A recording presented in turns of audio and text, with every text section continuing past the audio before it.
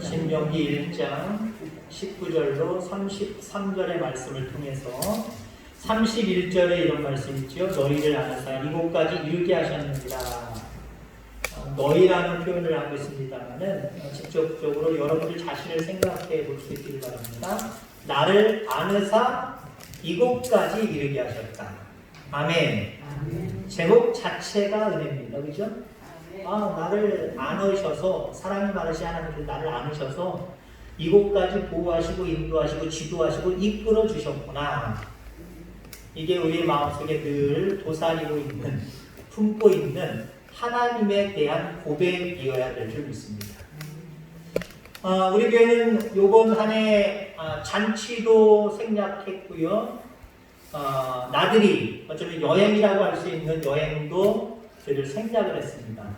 그놈의 코로나19 때문에. 그놈은 왜 안 가는지 모르겠어요. 그러나 여전히 하나님은 여러분들 안으셔서 지금까지 보호하시고 인도하신 줄 믿습니다. 앞으로도 그 하나님이 밤에는 낮에는 구름 기둥으로 밤에는 불 기둥으로 인도하신 것처럼 앞으로도 하나님이 그렇게 여러분들 안으셔서 인도해 가실 줄 믿습니다.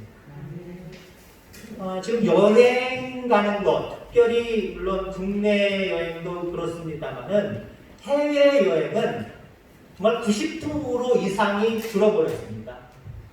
돈이 없어서, 시간이 없어서 사람들 여행 물론 다는 아닙니다만은 대부분들 다 좋아해요. 뭐 돈이 없어서 못 간다, 시간이 없어서 못 간다 하시는 분들도 있지만 돈 없어도 시간 없어도 또 여행을 가려고 하는 분들이 상당히 많아요. 저희들 거의 1년여 동안 여행을 생각해 보지 못했을 겁니다. 물론 평생 동안 지금까지 여행이라는 여자도 모르시면서 살아가신 분들도 있겠습니다만은 나름대로 여행을 즐기시는 분들은 여행을 가지 못해서, 그것도 해외로 만약에 간다고 한다면 해외로 여행을 가지 못해서 말 그대로 몸살을 앓고 계신 분들이 많을 거예요. 또 언젠가 이 코로나가 빨리 사라져라, 없어져라! 그러면 어디 가야지. 참 감사하고 다행스러운 것은 코로나를 마치면 해외 사람들에게 어느 나라로 여행하고 싶으냐 그랬더니 한국이 압도적이에요. 물론 시간이 지나면서 또 어떤 현상들이 벌어지고 간사한 마음들이 어떻게 변해갈지 모르지만 참 우리나라가 대처를 잘하고 있다. 그래서 여행 오고 싶은 나라 거의 1순위에 우리나라가 있는 그런 모습들을 우리가 바라보게 되지요. 자, 가장 행복한 여행은 여러분들 어떤 것일까요? 비록 여러분들 여행은 가지 못하지만 오늘 말씀을 들어가는 입장 속에서 도입 부분에서 한번 즐겁게 여행을 한번 생각해 보세요. 여러분들 가장 행복한 여행은요, 돌아갈 곳이 있는 사람의 여행이 행복한 여행입니다. 그러니까 돌아갈 곳이 있으면 행복한 여행이라는 거예요. 근데 아무리 좋은 곳에 왔어도 돌아갈 곳이 없어요. 그건 여행이 아니라 그냥 노숙입니다. 노숙. 행복하지 않다라고 하는 거예요. 그 다음에 심리학적으로 그러면 사람이 여행을, 내가 있는 곳에서 여행을 떠나서 내가 돌아갈 곳이 분명히 있어요. 그런 상황 속에서 며칠을 여행하는 것이 가장 행복하냐? 심리학적인 모습으로 이야기하는 사람들이 보니까 약 15일 됩니다. 15일 동안은 집 걱정 안 하고 다 걱정 안 하고 누구나 돈만 있어서 돈만 채워주면 열심히 여행 다니고 즐거워한다는 거예요. 근데 아무리 좋은 곳이라고 할지라도, 아무리 환경이 좋은 곳이라고 할지라도 15일이 지나면 재미없어, 심심해, 집에 가고 싶어, 이런 생각이 든다는 거예요. 그리고 15일 지나면 다는 아니지만 평균적으로 얘기하라는 거예요. 15일이 지나면 여행의 즐거움이라기보다는 이제 지겹다는 생각을 갖게 된다는 거죠. 어찌됐든 간에 여행은 즐거운 것입니다. 지금에 있는 삶의 자리를 떠나서 뭔가 쉴 수 있는, 충전할 수 있는 행복한 그런 모습이 바로 여행이다라고 볼 수가 있어요. 자, 그렇다고 한다면 여행을 갔는데 그동안 지냈던 것보다 열악한 환경이라고 생각해 보세요. 물론 어떤 사람들은 우리나라 잘 살고 있잖아요. 아프리카나 동남아나 못 사는 나라에 가서 과거 우리 10년 전, 20년 전, 30년 전, 50년 전에 살았던 그 풍경들을 보면서 추억에 잠기기도 해요. 물론 또 열악한 환경 속에서 잠을 자고 밥을 먹고 그런 경우들도 있어요. 근데 우리는 여행 가면 그래서 좋은 곳에서 자려고 하고요. 좋은 음식을 먹으려고 해. 그런데 어떤 여행이 있는데 15일이 훨씬 지나서 몇 년 동안, 몇십 년 동안 환경이 열악한 환경 속에서 여행을 한다고 생각해 보세요. 자기가 원래 살던 곳보다 너무 열악해요. 환경이 너무 열악해요. 먹을 것도 넉넉하지 않아요. 구경거리도 거의 없어요. 그럼 그 여행이 행복한 여행이겠습니까? 정말 불행한 여행이다. 행복하지 못한 여행이다라고 볼 수가 있습니다. 오늘 본문의 이스라엘 백성들이 그래요. 애굽에서 출애굽해서 광야길로 들어선 지 지금 2년여가 됩니다. 근데 아직도 여행 중입니다. 이스라엘 백성들의 입에서 불평불만이 나올 수밖에 없어요. 우리가 앞서서 통계적으로 바라볼 때 15일이 지나면 아이고 귀찮아, 아이고 힘들어, 아이고 이게 밥이 뭐야, 밥에 대한 불평이 나오고요. 잠자리에 대한 불평이 나오기 시작하고요. 빨리 집에 갔으면 좋겠네. 그런 마음들이 생긴다는 거예요. 이스라엘 백성들 어떻겠어요? 그들의 입에서 왜 우리를 애굽에서 이끌어내서 나올 만해요. 나올 만해. 지금 2년여 동안 여행을 하는데 돌아갈 곳이 없어요. 애굽으로 돌아가자니 애굽 사람들한테 죽임을 당할 것 같기도 하고 더 중한 노역을 할 것 같기도 하고 애굽으로 못 들어가요. 근데 하나님이 가나안 땅을 약속해 주셨는데 그 땅을 들어가는 것도 그렇게 쉽지는 않아요. 시간이 이미 2년이지만 시간이 많이 지났단 말이에요. 그럼 이들의 여행은 행복한 여행이다라고 바라볼 수가 없어요. 어쩌면 불행한 여행이다라고 볼 수가 있겠죠. 물론 성경적으로 바라보면 소망이 있는 여행이에요. 그러나 어찌됐든 간에 여행이라고 하는 관점만 놓고 바라보면 이들은 참 불행하게도 2년 동안 쉰 적이 없어요. 뭔가 편리함과 편안함과 행복을 느낄 수가 없는 여행입니다. 근데 지금 이제 가나안 땅이 보이는 가데스 바네아에 왔습니다. 하나님은 들어가라고 말씀하십니다. 너희들 여행 그만해. 힘들지. 돌아갈 곳이 없어서, 갈 곳이 없어서 너희들 힘들었지. 이제 내가 갈 곳 정해줄게. 젖과 꿀이 흐르는 땅, 내가 이미 약속한 땅이야. 이제 들어가기만 해. 두려워하지 마라, 염려하지 마라, 걱정하지 마라, 들어가기만 해. 라고 말씀을 하십니다. 자, 그런데 이 이스라엘 백성들은요, 여행에 피곤함이 있으니까 하나님 들어가시는데 잘됐다, 빨리 가자. 과연 여러분들 이대이 있는 여행을 한다고 보세요. 무작정 길을 떠났어요. 날짜도 정하지 않았어요. 근데 그 여행이 행복하면 서로 더 있자, 더 가자, 앞으로 가자 라고 이야기할 텐데 그 여행이 괴로워요. 그러면 누군가가 야 우리 그 여행 포기하고 돌아가자. 우리 집으로 돌아가자. 편안한 곳으로 다시 돌아가자 라고 이야기하면 아마 박장 손을 치면서 찬성을 할 겁니다. 지금 이들의 여행이 2년 동안 한마디로 괴로움의 여행이었어요. 그들의 입술에서 자연스럽게 불평불만이 나왔으니까요. 그러면 약속하신 하나님 이제 됐다, 여행 그만해, 들어가라 라고 말씀하시면 야 이제 이 힘겨웠던 여행이 끝났구만, 들어가야지. 그러면 얼마나 좋아요. 근데 이들이 후에 말씀드리겠습니다. 정탐꾼 12를 보내고 그들 가운데 10명이 이야기하는 부정적인 이야기를 듣고 그 목적지 가나안 땅에 들어가는 걸 거부해 버립니다. 무모한 일이라고 생각을 했어요. 여행의 괴로움은 있지만 그렇다고 해서 저기 무모한 짓인데, 저 가나안 땅에 들어가는 무모한 짓인데, 그 속에는 엄청난 안악자손들, 엄청난 군사력을 가지고 있는 자들이 있어서 우리는 싸워보지도 못하고 싸운다고 할지라도 금방 패해서 우리는 죽을 수밖에 없는데 왜 그런 무모한 짓을 해? 들어가기를 거부한 거예요. 사실 정탐꾼을 보냈던 이유도 그거예요. 너무 무모한 행동인데 하나님은 아주 편하게 말씀하세요. 들어가려는 거예요. 근데 인간의 입장으로 바라보면, 이스라엘 백성의 입장으로 바라보면 이게 말이 안 되는 거거든요. 그러니까 정탐꾼을 보내자는 거예요. 결국 정탐꾼의 이야기를 통해서 가나안 땅에 들어가는 그 일이 실패로 돌아갔다라고 하는 내용의 말씀이 오늘 본문의 말씀입니다. 여러분들, 하나님이 가나안 땅을 주시겠다고 말씀하시면서 누누이 연습시킨 것이 무엇입니까? 누누이 말씀하신 것이 무엇입니까? 너희들 가나안 땅에 들어갈 것인데 가나안 땅에 들어가서는 이렇게 행동해, 이렇게 살아, 이걸 가르쳐 주셨어요. 착각하고 있는 게 있어요. 이스라엘 백성들에게 하나님이 광야 생활하면서 너희들 가나안 땅에 들어가면 싸움을 할 때는 어떻게 싸워야 돼? 그래야 이겨? 어느 쪽 공격해? 이거 얘기하신 적 한 번도 없어요. 거기 가서 싸울 거에 대해서 얘기 하나도 안 하셨어요.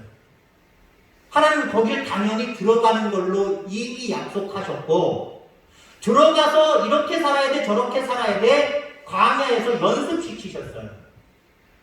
무엇보다도 그 연습 중에 연습, 가장 중요한 연습이 뭡니까? 하나님을 섬기는 거, 예배하는 거. 광야에 나오자마자 장막 짓게 하고 성막, 예배 드리는 방법, 제사 드리는 방법을 가장 먼저 가르쳐 주셨어요. 너희 가나안 땅에 들어가서는 성전 지어놓고 늘 나에 대해서 예배해야 된다. 그 당시 구약으로는 제사 지내야 된다.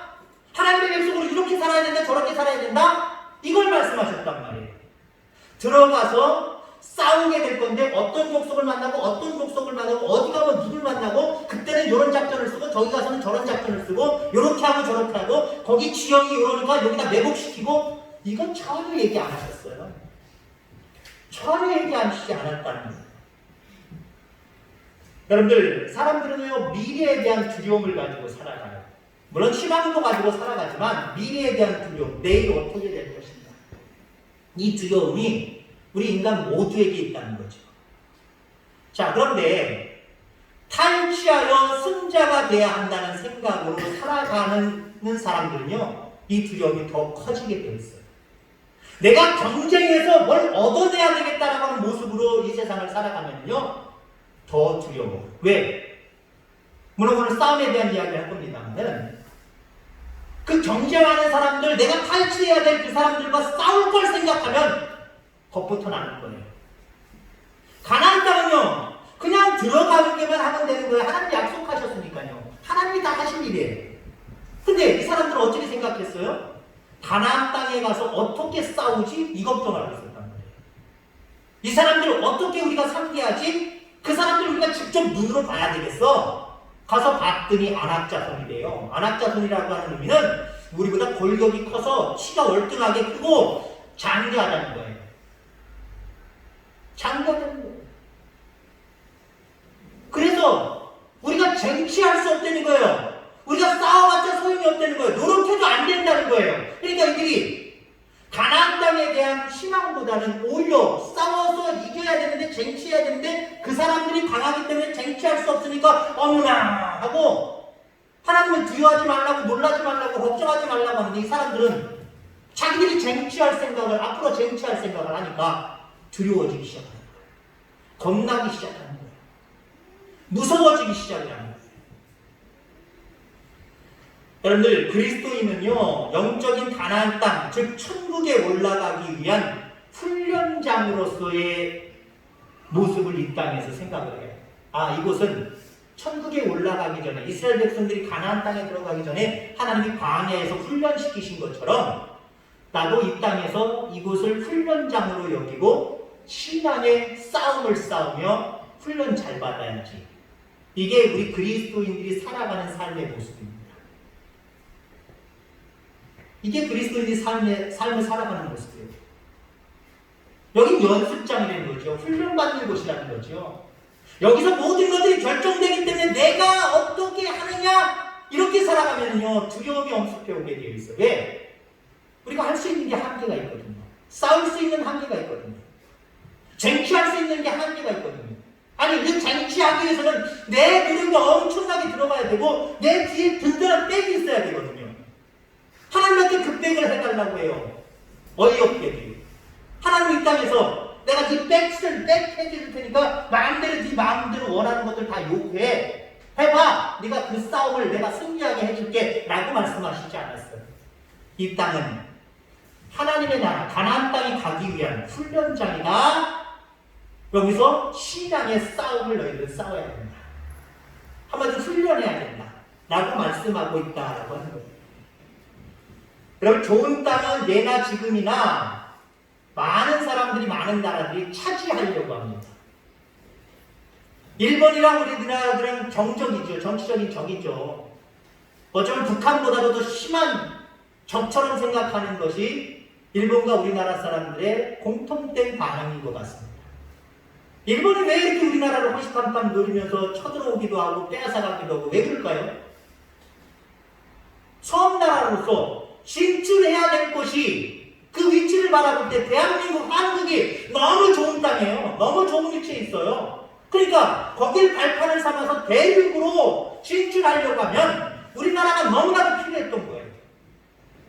너무나도 필요했던 거예요.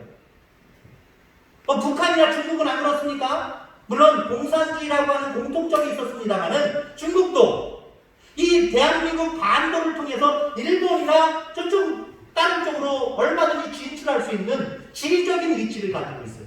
그래서 우리나라가 정말 짧은 역사 속에서도 엄청난 전쟁들을 치르고 살아가고 있잖아요. 우리나라의 역사를 한마디로 전쟁의 역사다라고 이야기해도 과언이 아닐 정도입니다. 위치가 좋아서 그래요. 너무 아름다운 금수강산 좋은 땅이라 그래요. 자, 그래서 과거로부터 힘센 민족이 좋은 땅을 자꾸 차지하려고 하는 겁니다. 자, 우리가 여기서 하나 또 생각할 것은요, 사람에게는 직감이 있어요. 직감. 사람에게는 직감이 있기 때문에 예를 들어서 내가 골목길을 걸어가는데 저기 이상한 사람들이, 이상한 학생들이, 제가 학교 다닐 때 이상한 학생들이 저기 딱 버티고 있다. 직감이 오지요. 나보다 강하다. 별것 아닌 것들이 저기 서 있네. 요 두 차이입니다. 그러면 내가 예를 들어 고등학교 때 그 만리동국의 이대 입구에서부터 저기 서부역, 서울역곡 뒤편까지 걸어 다녔거든요. 차를 타고 올 때도 있습니다만 한 30분 걸어 다녀요. 거기 골목이 엄청 많아요. 고등학교 때. 거기 초등학교 두세 명이 서 있어요. 헤이, 저것들 피라미드. 이렇게 제가 생각하고 있다고 생각해보세요. 그럼 그냥 지나가는 거예요. 왜요? 그들이 시비 걸어가도 내가 감당할 수 있다라고 하는 직감, 내 감이 있기 때문에 그냥 가는 거예요. 근데 나보다 등치 많이 큰 애들이 한두 명, 두세 명 있다 생각해보세요. 직감적으로 알아요. 돌아가는 게 최선의 선택이고요. 그렇지 않으면 아이고 돌아가지도 못하고 괜히 찝찝하게 가는 거예요. 그러다가 여러분들 고등학교 때 단어를 제가 씁니다만은 삥뜯긴 좀 많아. 저 키가 되게 작았거든요. 지금도 작지만 고등학교 수준에서도 키가 되게 작았어요. 그러니까 다른 아이들이 오히려 반대로 저를 바라볼 때 직감적으로 저거 실제나 못 쓰는 애 이렇게 생각을 하기 때문에 나름대로 괴롭힘을 많이 당했던 부분도 저한테는 있습니다. 직감이라는 게 있는 거예요. 이스라엘 민족 430여 년 동안 애굽의 힘에 눌려서 늘 약자로 살아왔어요. 그래서 이스라엘 백성들 가만히 보세요. 독립운동, 우리나라처럼 독립운동 그렇게 거세게 하지 않았어요. 왜 그랬을까요? 물론 우리나라도 마찬가지입니다. 직감적으로 일본이 강하다라고 하는 모습을 가지고 있었지만 그래도 자유로운 국가를 위해서 독립운동 많이 펼쳤잖아요. 이스라엘 백성들 430년 동안 포로 생활할 때 독립운동 펼쳤다는 내용들 성경에도 없고요. 다른 역사적인 책들에도 거의 나타나지 않아요. 그들은 너무 직감을 믿었던 것 같습니다. 애굽이 강하니까 우린 찍소리 하지 말고 가만히 있어야지. 자, 그러니까 이런 어떤 직감을 가지고 있는, 직감을 믿는 이스라엘 민족이 하나님의 가데스 바네아에서 야 가나안 땅 보이지? 들어가! 걱정하지 마, 염려하지 마, 중요하지 마, 들어가! 근데 이 사람들은 믿을 수가 없는 거예요. 자기들의 직감을 믿는 거예요. 우리가 직접 봐야 되겠다는 거예요. 그래서 정탐꾼을 보낸 겁니다. 그래서 정탐꾼을 보내서 보니까 직감적으로 보니까 이건 엄청나게 애국 사람들보다 더 강해 보여요. 그런 여러분들 들어가겠습니까? 그러니까 안 들어간 거예요. 여러분 직감 믿지 마시기 바랍니다. 직감보다는 우리 이명기 원사님 영감이 최고예요. 옆에 쳐다보시고 영감이 최고라니까. 그 영감 말고 영적인 감. 육체적으로 느끼는 직감 말고, 이 머릿속에서 느끼는 직감 말고 하나님이 나와 함께 하신다. 하나님 안에서, 약속 안에서 바라보는 영감이 오히려 여러분들 가운데 더 쉽게 우리의 머릿속에 쭉 튀어나가야 돼요. 아, 하나님의 은혜의 관점으로 바라보니 에이, 할 수 있어, 가보자, 이런 어떤 결단이 우리 속에 있어야 됩니다. 하나님은 가라고 하시는데 직감에 의존한 이스라엘 백성들은 못 가겠다는 거예요. 결국 들어가지 못하는 그런 모습들을 바라보게 됩니다. 여러분, 신앙의 싸움은요, 준비해야 하는 것과 준비가 필요할 것이 없는 것의 싸움입니다. 아, 내가 이거 준비해야 되나? 이거 준비하지 말아야 되나? 이걸 잘 선별해내는 것, 이게 신앙의 싸움이에요. 이스라엘 백성들, 오늘 본문의 이스라엘 백성들은요, 준비하지 말아야 될 것, 준비하지도 않아도 될 것, 이걸 준비했어요. 또 준비하려고 했어요. 그리고 자기들은 그게 준비가 안 됐다고 안 들어간 거예요. 그러면 그들이 이 가나안 땅을 정복하기 위해서 필요하다라고, 그래서 자기들이 준비해야 되겠다라고 하는 게 무엇이었을까요? 자기들의 힘이에요. 자기들의 힘. 자기들의 능력이에요. 이게 있어야 들어가겠다는 거예요. 근데 가만히 와서 보니까, 정탐하고 돌아와서 보고하는 사람들의 이야기를 들어보니까 그들이 더 준비가 잘 됐다는 거예요. 우린 준비가 전혀 안 됐다는 겁니다. 근데 앞서서도 얘기했지만 하나님이 가나안 땅을 정복하기 위해서 너희들이 준비할 것 이러면서 싸울 능력, 힘, 이거 요구하신 적 있습니까? 하나님 이거 준비시키지 않았어요. 지금 2년 되는 광야 생활 속에서도 마찬가지고요. 나중에 38년 더하기 총 40년의 광야 생활 속에서 너희들 가나안 땅에 가면 이렇게 싸워야 돼. 그렇게 하기 위해서는 또 훈련해. 푸시업 하루 10개 해. 턱걸이 20개 해. 이렇게 훈련시키지 않으셨어요. 하나님은 그거 준비하라고 말씀하신 적이 없어요. 오히려 광야에서 하나님은 믿음을 준비해요. 믿음을 강조하셨어요. 말씀대로 순종하고 말씀대로 사는 걸 강조하셨어요. 가나안 땅에 들어가면 걱정하지 마요. 내가 너희를 안아서 데리고 갈 거야. 한마디로 제목의 말씀으로 얘기하면 안아서 여기까지 온 것처럼 앞으로도 안아서 가나안 땅까지 가겠다는 걸 걱정하지 말라는 거예요. 너희들은 신앙의 선한 싸움을 가지면서 믿음을 가지는 거예요. 믿음을.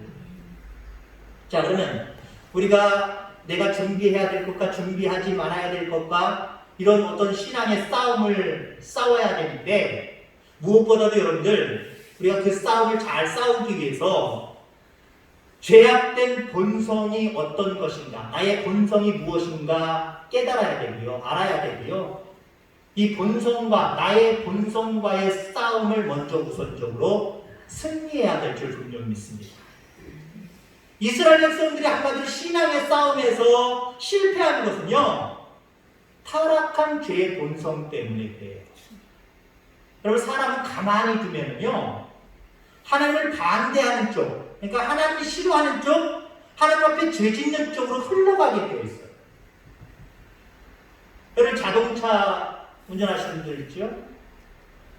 물론 자동차 처음에 살 때는 다 배워서 나오겠습니다만은 6개월이나 1년이나 2년 그렇게 타면은요, 반드시 점검해야 될 부분들이 있어요. 물론 엄청나게 중요해서 늘 챙기지 않는 사소한 것일 수도 있습니다. 차의 균형이에요. 왜 그러냐면은 차를 몰고 다니다 보면요, 나중에 6개월 지나고 1년 지나고 되면 바퀴가 편마모가 되는 게 있어요. 바퀴 바닥이 이렇게 있다고 생각해. 바닥이 똑바로 굴러가니까 전체적으로 다 이렇게 달아야 되잖아요. 근데 여러분, 신발 신으면 걸음걸이가 현찬을 신는데 어때요? 굽이 한쪽으로 확 갈려버리잖아요. 똑같이 갈려야 되는데 나는 똑같이 걷는 것 같은데, 그래서 똑같이 뒷굽이 딱 달아버려야 되는데 어느 한쪽으로 치우쳐서 다는 분들이 있어요. 저도 그래요. 어느 한쪽이 더 심하게 뒷굽이 달아버려요. 타이어도 마찬가지예요. 평평한 면이 있으면 몇쪽 면이 더 달기도 하고 저쪽 면이 더 달기도 해요. 왜 그럴까요? 차가 균형이 안 맞아서 그래요. 그 바퀴에 축이 되는 우리가 흔히 휠 얼라이먼트라고 그러죠. 이 균형이 안 맞아서 그래요. 이거 잘 맞춰야 됩니다. 우리가 맞출 수 없어요. 카센터 가서 휠 얼라이먼트 잘 맞춰주세요. 이거 좀 점검해 주세요. 모든 차가 그래요. 시간이 지나면 그걸 어떻게 확인하는 방법이 뭔지 아십니까? 운전하면서 그냥 엑셀만 밟고 쭉 일자로 놓고 잘 정면으로 딱 가보는 거예요. 차가 별로 없을 때 하셔야 됩니다. 그러면 차가 똑바로 가는 게 아니라 어느 한쪽으로 가면서 쭉쭉쭉 치우치는 경우가 있어요. 치우치는 경우가 있어요. 술 드시는 분들, 나 술 안 쳤어? 아니 너 취한 것 같아. 그만 마셔. 안 쳤다니까 너 취했어 하면 똑바로 걸어봐. 똑바로 못 걸어요. 술 취해서 못 걷는 거예요. 차도요, 시간이 지나면 어느 한쪽으로 기울어지게 되어 있어요. 그래서 엑셀만 밟으면 차가 그대로 운전대 놓은 대로 그대로 가야 되는데 어느 한쪽으로 여러분 심하게 얼라이먼트 잘 맞추셔야 됩니다. 내가 맞출 수 없어요. 자동차도 마찬가지지만 여러분 전문적인 기술을 가졌다면 모르겠지만 전문적인 기술을 가진 사람만 그거 맞춰줄 수 있는 거예요. 기계가 동원돼야 돼요.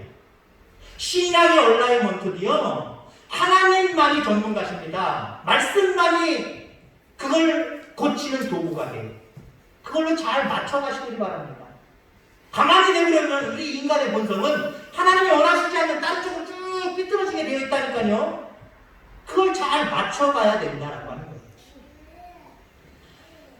자, 사람은 가만히 있는 하나님을 반대하는 쪽으로 흘러가는데 왜 그러냐면은 하나님이 내 편일 리가 없다는 생각 때문이에요. 정말 그렇습니까? 여러분들 그렇게 생각하십니까? 하나님이 늘 내 편이시다 별건 아니지만 이 신앙을 여러분들 끝까지 가져가셔야 됩니다. 그렇지 않으면 자꾸 치우치는데 하나님은 내 편이시다라고 하는 정말 올바른 다른 이런 생각을 가지고 있다가도요, 우리가 죄악된 본성과 싸우지 않으면 가장 가만히 내버려두면요, 하나님이 내 편일 리가 없지. 하나님이 내 편일 리가 없지. 자꾸 이쪽으로 흘러간다니까요. 27절에 보세요. 장막 중에서 원망하여 이르기를 여호와께서 우리를 미워하심으로 아모리 족속의 손에 넘겨 멸하시려고 우리를 애굽 땅에서 인도하여 내셨다. 여러분 사람의 생각은 무서운데요. 한번 부정적으로 생각하기 시작을 하면요, 계속 그쪽으로 발전해가는 그런 모습들을 바라보게 됩니다. 하나님 계속해서 말씀하시는 게 뭐예요? 내가 너와 함께한다. 놀라지 마라. 주저하지 말아라. 라고 이야기하십니다. 근데 이스라엘 백성들 자기 죄악된 본성으로 치우쳐버리니까 그들 머릿속에 무슨 생각을 가져요? 하나님이 우리 편일 리가 없지. 하나님이 우리 편일 리가 없지. 이 생각이 들기 시작을 하는 거예요. 자, 그러니까 하나님이 내가 너와 함께 한다? 속으로는 웃기고 있네. 아마 이렇겠지요? 놀라지 말라? 어떻게 안 놀래? 우리에게 약속해준 그 땅이 아낙 자손들이 지키고 있는 땅에서 우리는 도저히 그들에게 가서 싸울 수도 없는 존재들인데 어떻게 우리가 안 놀래? 어떻게 우리가 주저하지 않아? 그 모든 생각이 어디에서부터 온 거예요? 죄악된 인간의 본성으로 자꾸 타락해가고 있는 그들의 마음속에 하나님이 내 편일 리 없다라고 하는 그 생각에서 왔다라고 하는 거예요. 여러분들 이걸 이겨내야 됩니다. 자꾸 내가 인간의 본성적으로 생각하고 행동하게 만들어버리면 안 돼요. 내 자아를 온전히 하나님 앞에 정확하게 균형을 맞춰주시는 그 하나님 앞에 맡기시길 바랍니다. 그 하나님께서 내가 네 편이다 라고 하는 바른 믿음을 우리에게 공급하여 주셔서 그 믿음으로 어떠한 상황 속에서도 모든 것들과 맞부딪혀 승리하게 역사하여 주십니다. 자, 믿음으로 이겨야 된다는 거죠. 믿음은 어디서부터 시작하느냐? 하나님이 누구인가 생각하는 것에서부터 믿음은 시작하는 겁니다. 한마디로 하나님은 어떤 분이에요? 우리를 구원해 주신 분이에요. 하나님은 죄악에서 우리를 구원해 주시고 영원한 생명의 나라로 우리를 인도해 주시는 분이에요. 그 하나님에 대해서 바로 여러분을 인식할 수 있게 되기를 바랍니다. 하나님이 누구인가? 믿음은 여기서부터 시작하는데 그 하나님은 나의 모든 죄악에서 건져내셨을 뿐만 아니라 영원한 생명의 나라로 이끌어 가시는 분이다. 오늘 본문의 이야기로 하면 완전히 죄악 가운데 죽을 수밖에 없는 우리들을 안아서 어쩌면 불구덩이에 빠져있는 절체절명의 위기 속에 있는 그 사람을 뛰쳐들어서 안아서 나를 여기까지 인도하신 분이 하나님이신 분이에요. 여기에서부터 또 영원한 생명의 나라까지 앞으로 여러분의 인생을 책임져 주실, 안아서 그곳까지 인도하실 그런 분이라는 거예요. 믿음은 여기서부터 시작하는 겁니다. 여러분들, 하나님이 여러분들을 안으사 이곳까지 이르게 하셨음을 믿습니까? 이 고백이 여러분들 가운데 있기를 바랍니다. 사실 이스라엘 백성들은 오늘 본문의 상황 속에서 이 고백 못했어요. 여기까지 나를 안아서 이르게 하셨다고? 아니야. 우리가 얼마나 힘들었는데 가나안 애굽 땅에서 나온 것 자체가 불행이었고 너무나도 광야 생활 동안 지금 동안 2년 동안 얼마나 괴로웠는데 우리를 안으셨다고? 하나님에 대해서 제대로 못 깨달은 거예요. 제대로 인식하지 못한 거예요. 그리고 그 마음속에 제약된 본성만 남아있어서 그런 하나님이 내 편일 리가 없다? 라고 생각하니까 앞으로도 가나안 땅에 들어갈 때 우리를 안으셔서 거기까지 이르게 하실 분이라는 걸 인정 못하는 거예요. 온전한 신앙인이라고 말할 수 있을까요? 여러분, 하나님 앞에 온전한 신앙인들 되기를 바랍니다. 그러기 위해서 오늘 두 가지입니다. 하나님이 여러분의 모든 시작점에서부터 지금까지 2020년도 코로나19로 인해서 말도 많고 탈도 많고 위험한 요소들도 많고 참 많은 불평 불만의 거리들이 우리의 입에서 나올 수밖에 없지만 그러한 중에도 여기까지 우리를 안으셔서 인도하신 분이 하나님이십니다. 나머지 한 달여 동안도 마찬가지고요. 여러분의 인생 마지막 여정까지도 마찬가지고 그 이후에 영원한 생명의 나라에까지 우리 하나님 우리를 안으셔서 거기까지 인도하실 분이에요.